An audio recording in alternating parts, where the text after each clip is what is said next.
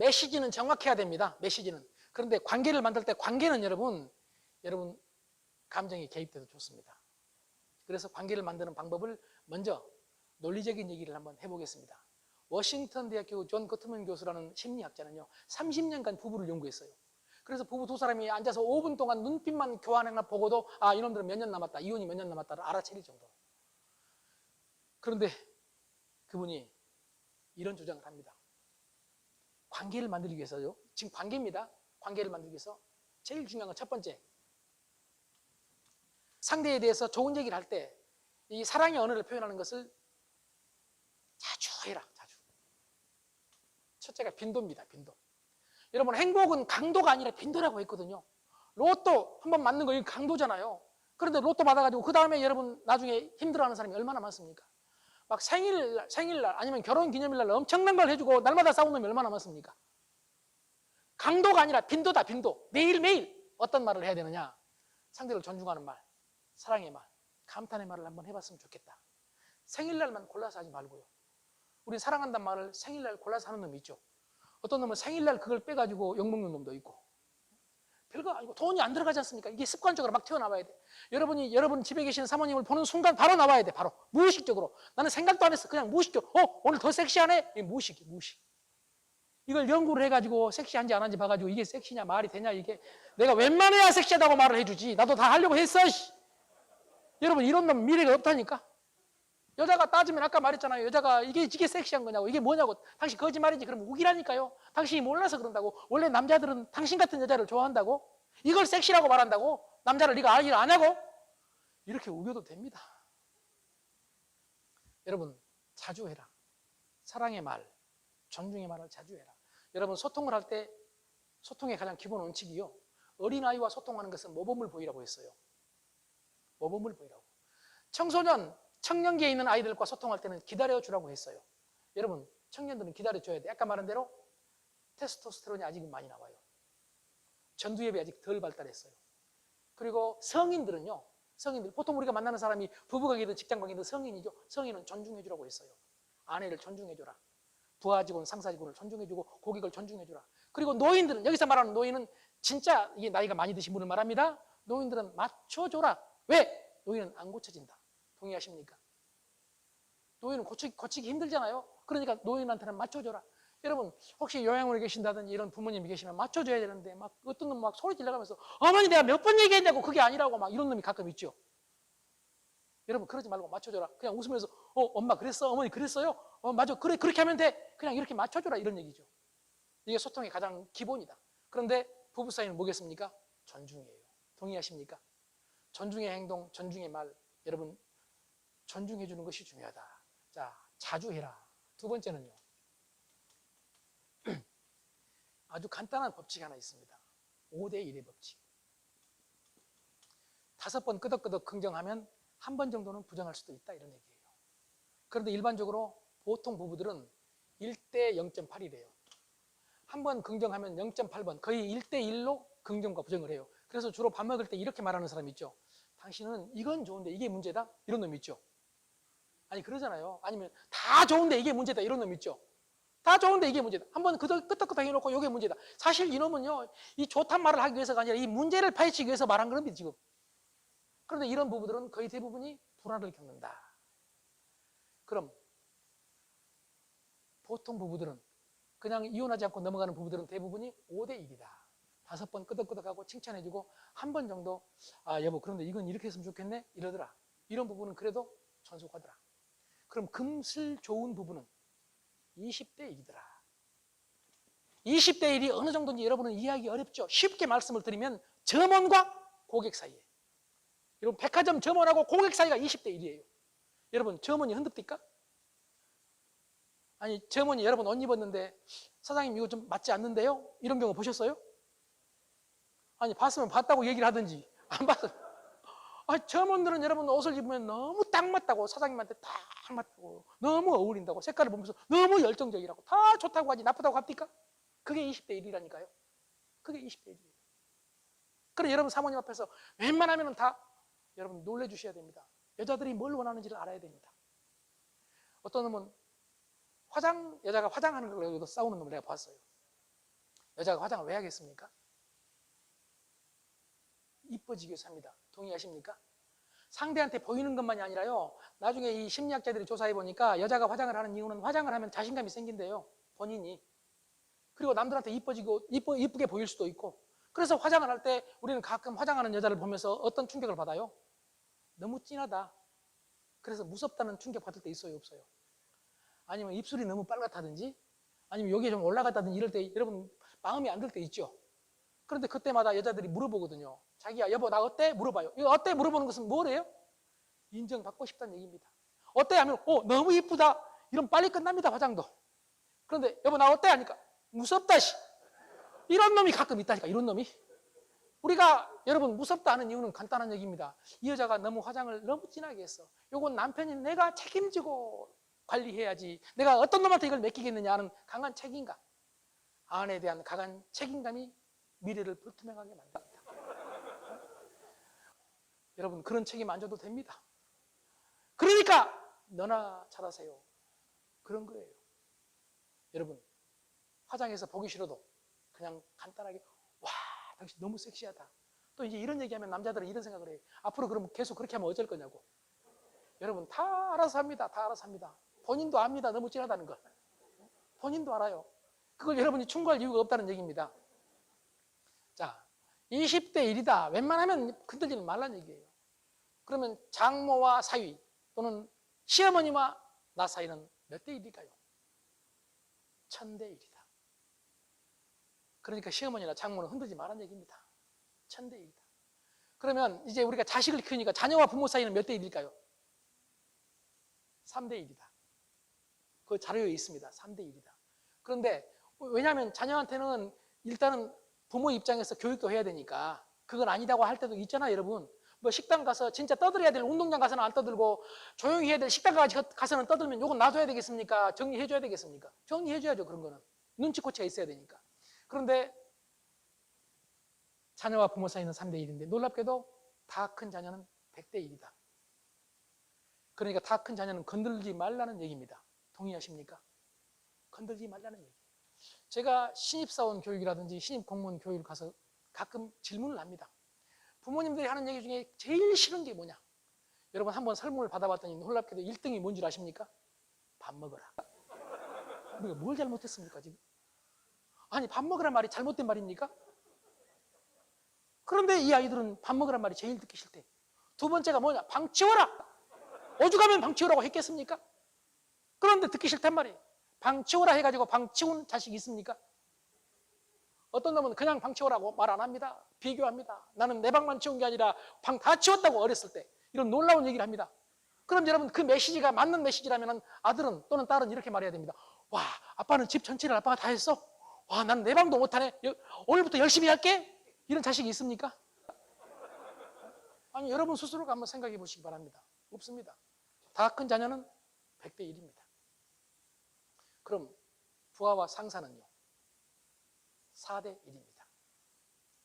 일반적으로입니다. 물론 더 좋은 상사가 되기 위해서는 웬만하면 긍정 메시지를 더 보내고 8대 1을 만들면 좋겠죠.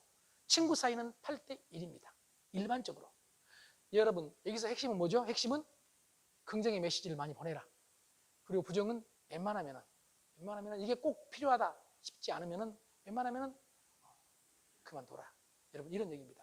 그 다음에 이제 두 번째까지 말씀을 드렸고 세 번째가요. 문제가 생기면 그 문제를 그냥 놔두면은 이게 골마 터질 수 있거든요. 반드시 적극적으로 해결해야 된다. 적극적으로 해결할 때 우리는 싸우잖아요.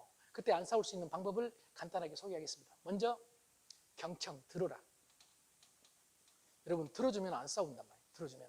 여러분 사모님 얘기 들어줘야 되는데 하빌 핸드릭스라는 부부 문제 전문가가 왜 부부 사이가 힘드냐? 이유는 딱 한 가지. 말하는 입만 있고 듣는 귀가 없다. 그래서 서로 말하려고 해. 여러분 안 그러신가요? 아니 안 그렇더라도 끄덕끄덕 해야 끝나지. 이 시간 나는 지금 배가 전혀 고프지 않는다는 사실을 꼭 말을 해야 됩니까? 여러분 교육생이 돼가지고 이 자리에 앉으면 천하의 장사도 이 자리에 앉으면 배가 고프거든. 저도 해봤어. 제가 잡고 있는 권력은 딱 그거 하나입니다. 오늘 어떻게 한가 두고 보세요. 여러분 배가 얼마나 고픈지를. 경청 들어주면 되는데 그래서 들어준다고 하잖아요. 그런데 우리는 듣는 것보다 자꾸 말하려고 한단 말이에요. 말하려고. 부부 사이에도. 그러다 보니까 소통이 안 된다. 경청을 해라. 그 다음에 경청한 다음에 듣는 다음에 어떻게 해야 되겠습니까? 칭찬해 줘야죠. 칭찬. 아, 대단하네? 그랬어? 그런데 그럼 경청을 하는데 여자가 화난 얘기를 하면 어떻게 해야 되느냐? 화를 막 내고 있는데 잘했어. 이럴 수는 없지 않습니까? 그때는 감정을 인정해 줘라. 무슨 뜻입니까? 화를 내면 진짜 당신 화냈겠다. 화나겠네. 인정해 줘라. 우리가 볼 때는 말도 안 되는 걸로 화를 내고 있어 지금. 내가 하고 싶은 말은 그게 지금 화낼 거냐? 이렇게 하고 싶어. 그런데 이 맞는 얘기를 하면 나중에 말했잖아요. 맞는다고. 그러니까 조용히 칭찬 또는 감정을 인정해 줘라. 그리고 나서 여러분 질문을 하는 거예요. 질문. 그리고 나서 피드백을 합니다. 여기까지 하고 관계를 딱 만들어 놓고 그리고 나서 자기 얘기를 하는 거예요. 그리고 나서 관계를 만들어 놓고 자기 얘기를 한다. 여러분 동의하십니까? 여러분 잘 들어주는 것이 경청을 하는 것이 관계를 만드는데 가장 중요한 방법 중에 하나다. 이렇게 말씀을 드리고 그럼 이제 마지막으로 이 마지막이 1시간이 갈지 2시간이 갈지는 모르지만은 옛날 우리 교장 선생님은 늘 여름방학 시작하기 전에 올라가가지고 마지막으로 하겠다고 아이들이 여러분 떼약볕에 서 있잖아요. 지금 옛날에 옛날 시골 초등학교에서 그럼 올라가셔가지고 오늘은 날씨가 더우니까 빨리 끝내겠다고 비전 제시하지만 그 비전을 믿는 놈이 하나도 없었습니다. 우리 교장 선생님은 늘 마지막으로 한마디만 더 하겠다고 중요한 걸 강조하겠다고 마지막으로 요약하겠다고 그러다가 저쪽에서 한 놈 쓰러지면 그때 끝난 적이 한두 번이 아닙니다. 그때 우리는 교장 선생님을 싫어했지만 지금 와서 생각해 보니까 얼마나 답답하셨겠습니까? 우리 아이들도 안 배웠거든요. 경청에 대해서 안 배웠거든요. 교장 선생님이 얘기하시면 그냥 끄덕끄덕 해야 되는데 아니면 쳐다보고 있어야 되는데 그냥 아래 보고 장난치고 있고 교장 선생님 지금 진짜 중요한 얘기를 하거든. 자, 여름방학 되면은 부모들은 옛날에 다 시골에서 밭에 들에 나가시잖아요. 그럼 아이들끼리 뭐 물이 있는 곳에 간다든지 저수지에 가면 위험하잖아요. 그러니까 저수지에 가지 마라. 이건 이렇게 해라. 저건 저렇게 해라. 이 진짜 피가 되고 살이 되는 이 중요한 얘기를 하는데 안 들어. 들었는지 확인할 수가 없어. 그러니까 했던 얘기를 또 하고 반복하고 마지막으로 정리하다가 한 놈 쓰러지면 할 수 없이. 여러분 이런 기억이 있으신 분들은 아마 아시겠지만요. 이렇게 경청이라는 게 중요합니다. 그냥 조용히 보고 있는 건 경청 아닙니다. 사모님 얘기하는 거 듣고 있는 경청 아닙니다. 여러분 경청은 공감적 경청을 해야 됩니다. 그냥 들으면서 대답해 주는 것도 어떤 의미에서는 공감적 경청이 아니죠. 어떤 사람은 주의 깊게 듣고 있는데 이것도 공감적 경청이 아니에요. 주의 깊게 듣고 있을 때 공감하기 위해서 주의 깊게 듣고 있는 사람이 있는데 남자들은 대부분이 공감하기 위해서가 아니라 반박하기 위해서 주의 깊게 듣고 있어요. 반박하기 위해서. 그래서 기회만 나면은 너 지금 잠깐 그게 아니고 여러분 여자와 남자의 가장 큰 차이가 남자는 반박하기 위해서 끼어들어 논리를 여자는 공감하기 위해서 끼어들어요. 막 얘기를 하고 있는데 중간에 끼어들어가지고 맞아 너 그랬구나 공감하기 위해서. 제레미 리프킨이라는 미래학자는 우리는 신앙의 시대를 거쳐서 근대 이후로 20세기까지 이성의 시대를 살았다. 앞으로는 공감의 시대가 온다. 이 공감의 시대에 공감하는 사람이 필요하다. 이런 주장을 하고 있는데 여러분 동의하십니까? 그러니까 여러분 공감해 줘야 되는데 경청을 하면서 공감해 주기가 쉽지가 않거든요. 공감은 다른 말로 표현하면요. 내가 너가 되는 겁니다. 그래서 공감을 되어보기 과정. 내가 아내가 되어보는 거예요. 내가 아이가 되어보는 거예요. 내가 부하가 되어보고 상사가 되어보는 거예요. 그럼 어떤 생각이 들어요? 아, 그럴만하구나. 내가 너라면 그럴만하구나. 이게 되어보기. 그런데 우리는 일반적으로 논쟁을 하는데 논쟁은 뭐냐면 내가 옳고 네가 틀렸다는 것을 증명하는 거예요. 이건 어디서 하느냐? 학술 토론회에서 하는 거예요. 그런데 우리는 학술 토론회 하듯이 집에서 내가 옳고 네가 틀렸다는 걸 증명하기 위해서 난리를 펴는 사람이 있어요. 그리고 그냥 대화라는 것은 뭐냐면 공감이 아니라 대화라는 것은 어떤 사람이 이렇게 표현했습니다. 인문학자가 장점을 발견해가는 과정. 상대가 하는 말 중에서 장점을 발견해가는 과정이에요. 그런데 우리는 상대가 하는 말 중에서 장점을 발견하려고요? 단점을 발견하려고요? 단점을 발견해가지고 이걸 가지고 물고 또 늘어지려고 생각을 하는 경우가 있잖아요. 여러분 내 아내를 내가 물고 늘어지면 되겠습니까? 내 아내를 가장 사랑해 줄 사람이 남입니까? 옆집 남자입니까? 너무 어려운 질문인가요? 제가 진짜 못할 얘기를 하나 하겠습니다. 이거 해서는 안 되는 얘기를 남자만 있기 때문에 하겠습니다. 옛날 돌아가신 코미디언 김영곤 님이 아시죠? 이것도 대답을 안 한 사람이 있어요. 김영곤 하면 끄덕끄덕 하면 저도 말을 쉽게 할 텐데 이러니까 말이 길어진다니까요. 김영곤이 이제 그 스탠드 코미디를 하면서 참 멋진 말을 했어요. 그런데 여기서 그대로 옮길 수가 없어요. 왜? 그대로 옮기면은 저는 당장 나쁜 놈이 되기 때문에 그래서 가장 순화시켜서 말씀을 드리겠습니다. 김영곤 씨가 이렇게 말했어요. 남자 입장에서 볼 때 여자가 순서가 있대요. 순서가. 좋은 여자 순서가. 좋아하는 여자 순서가. 그런데 그 사람이 1도, 2비, 3낭 이렇게 말하거든요. 1도란 말은 도둑도자예요. 남의 여자를 제일 좋아한대요. 남자가. 아니 여러분 안 그렇더라도 김영곤 씨가 한 말이라니까요. 그거 김영곤 씨가 한 말이에요. 그리고 사과, 뭐 과부를 4번째고 뭐 5번째 오기 기생이고 그 다음에 6번째가 첩이고 마지막 7번째 꼴찌가 내 아내다. 김영곤 씨는 이렇게 우겼습니다. 이건 내 말 아니다. 중국 고전에 나와 있는 말이기 때문에 이건 인문학이다. 그렇게 우겼습니다. 여기까지 가면 인문학이 아니죠. 그런데 여기서 놀라운 도취를 했습니다. 김영곤 씨가 이렇게 말했습니다. 내 아내는 나한테는 꼴찌인데 저놈한테 가면 1등이다. 이해가 안 간가요? 그러니까 여러분 저놈한테 가게 해야 되겠습니까? 내가 1등으로 존중해야 되겠습니까? 그래서 김영곤 씨가 그러니 내 아내를 최고 대우를 해야 된다. 이런 말이에요. 인문학적인 상상력 아닙니까? 아니 우리가 다른 걸 떠나서 이게 뭐 이제 코미디언이기 때문에 그분은 재밌게 말씀을 하셨고 직설적으로 말씀을 하셨어요. 그러나 제가 그렇게 할 수는 없기 때문에 이렇게 순화시켜서 말씀을 드렸는데 여러분 내 아내가 나한테는 꼴찌지만 저놈한테 가면 상대한테 가면 1등이 될 수 있으니까 지금 1등처럼 내가 대해주자. 여러분 이런 얘기거든요. 말을 할 때도 1등이라고 대하고 말을 할 때도 아니, 행동을 할 때도 1등으로 대해주자는 얘기죠.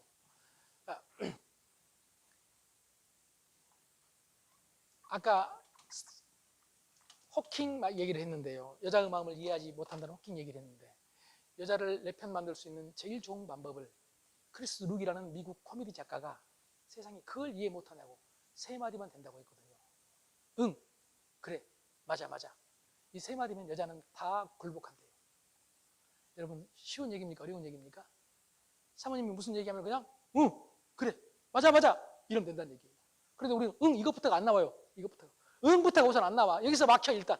또 응 했는데 그 다음에 맞아가 안 나와. 응 해놓고 그래? 그게 맞나? 이런 놈이 또 있어. 네? 또 어떤 놈은 응 그래 해놓고도 여러분 응 그래 맞아. 제가 사례를 한번 들어보겠습니다. 예를 들어서요. 일요일 날 나는 집에 있는데 아내가 밖에 나갔답시다. 그리고 친구들을 만나다가 열받는 일이 있었답시다. 열받아가지고 집에 들어오면서 남편한테 이렇게 말할 수 있어요. 들어오면서 여보 나 오늘 와 길동이 엄마 만났는데 이 여자 얘기 들어볼래? 이 여자 미쳤어. 진짜 미쳤어. 내 얘기 들어볼래? 여차 길동이 엄마 미쳤지? 어떻게 해야 돼요? 응 그래 진짜 그 여자 미쳤네? 이러면 아무 문제 없습니다. 이런 놈은 끝날 때까지 죽을 때까지 여러분 이혼 안 당하고 살 수 있습니다.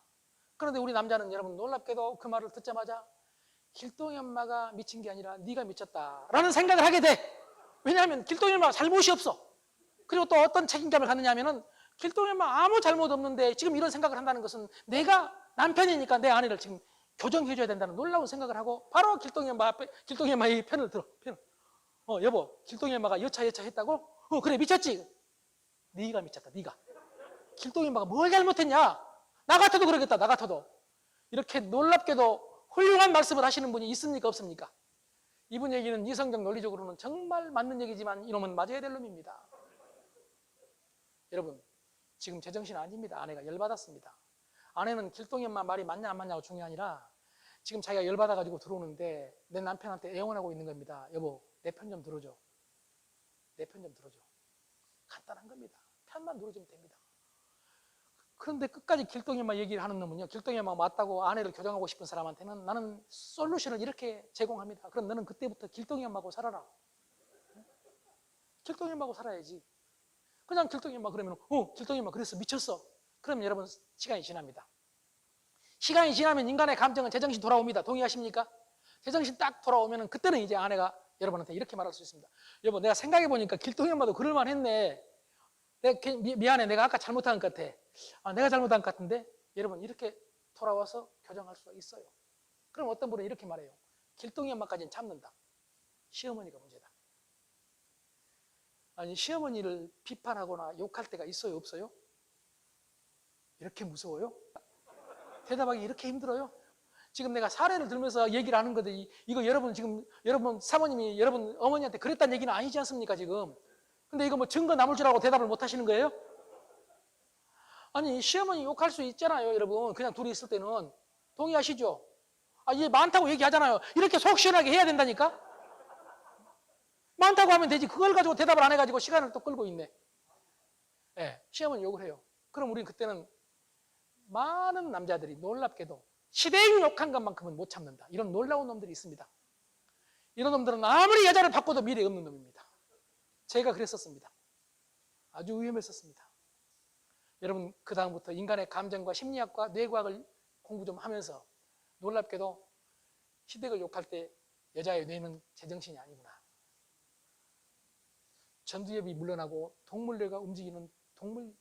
그래서 저는 지금 제 아내가 혹시 그런 일을 요즘은 안 하지만 하면은 마음속으로 이렇게 외칩니다.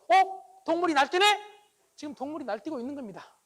여러분, 동물은 인간보다 힘이 5배 세기 때문에 통제가 안 됩니다. 감정을 동물이라고 부르고 이성을 인간이라고 부른다면, 예를 들어서 이성은 감정보다 힘이 5배가 약해요. 여러분, 통제할 수 없습니다. 절대로 이성과 감정이 싸우면 감정이 이길 수밖에 없다, 이런 얘기입니다. 감정은 스스로 해체되도록 만들어야 됩니다. 스스로 해소되도록 만들어야 됩니다. 그래서 시어머니 욕을 한다든지 시댁 욕을 하면 같이 해야 됩니다. 우리 엄마가 당신한테 그랬다고? 아, 참, 나 지금 전화해야 되겠네. 열받네, 진짜. 아, 그게 말이 되냐? 당신 얼마나 힘들었어? 마음속으로는 어떤 생각을 해요? 네가 지금 미쳤구나. 너 지금 제정신 아니구나. 에? 마음속으로는 이를 망정. 겉으로는 편을 들어주는 거예요. 에? 그러면서 막 시어머니 이제 욕하면 같이 쿵짝 그래, 같이. 그래, 우리 엄마가 좀 그런 게 있어. 그리고 이제 제정신 딱 돌아올 때 되면은 여러분, 놀라운 얘기를 해도 됩니다. 당신 진짜 힘들었지? 그런데 나는 그런 엄마하고 30년 넘게 살았다? 이 말은 무슨 뜻입니까? 나도 그렇게 힘들었다. 너도 힘든 건 내가 이해한다. 이 말입니다. 그리고 여자가 완전히 제정신이 돌아오면 여자는 놀라운 생각을 합니다. 완전히 제정신이 돌아오면 남편에 대해서 2가지 놀라운 생각을 합니다. 첫째, 무슨 생각일까요? 고마워요. 내 편 들어줘서. 맞습니까? 맞습니까? 자기가 억지 부렸거든요. 열받아서. 그런데 시댁 욕을 했는데 내 편 들어줬어. 고마워. 2번째는 시어머니랑 시댁 욕을 해서 미안해요. 이 고맙고 미안한 마음. 이걸 우리는 한마디로 뭐라 부르느냐? 빚진 감정. 부채 감정이라 불러요. 누가 빚을 졌어? 누가 빚졌어요? 아내가 빚을 진 거예요. 그럼 여러분, 지금 빚을 진 아내는 감정의 채권자입니까? 채무자입니까? 이게 그렇게 어렵습니까? 아니, 지금 빚진 여자는 채무자예요? 채권자예요? 대한민국 최고의 엘리트들이 이걸 몰라서 안 하는 거예요? 아니면 너 혼자 하라는 얘기입니까? 아니면 지금 배가 안 고프다는 얘기입니까? 빚진 감정의 채무자가 되고 저는 감정의 채권자가 됐단 말이에요. 동의하십니까? 좋은 감정을 내 아내한테 차곡차곡 지금 쌓아가고 있어요. 이 감정, 좋은 감정이 쌓아지면 그걸 우리는 트러스트, 신뢰라고